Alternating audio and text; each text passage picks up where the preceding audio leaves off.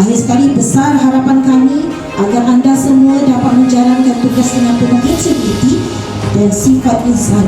Jangan takut untuk belajar daripada kesilapan, kerana di sinilah tempatnya anda mengasah bakat kepimpinan sebelum melangkah ke dunia yang lebih mencabar.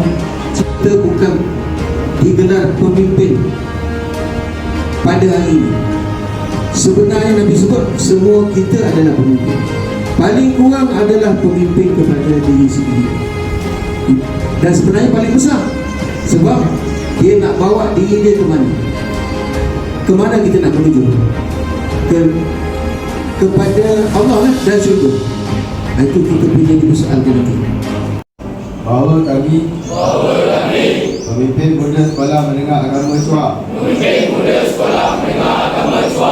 dengan ini berikrar dan berjanji akan melaksanakan tugas dan amanah yang diberikan dengan penuh dedikasi dan rasa tanggungjawab.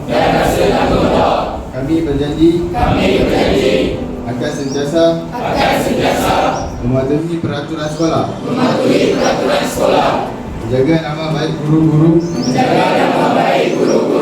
serta mengharumkan nama sekolah kami, Sekolah Menengah Agama Chua.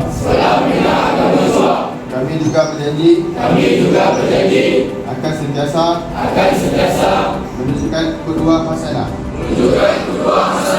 menjaga akhlak dan sasiah kami, serta mengutamakan kecemerlangan akademik dan sasiah diri. Kami berikrar akan setia kepada agama, bangsa dan negara, serta sentiasa berusaha menjadi pemimpin yang berintegriti, adil dan amanah, demi keridaan Allah Subhanahu wa taala.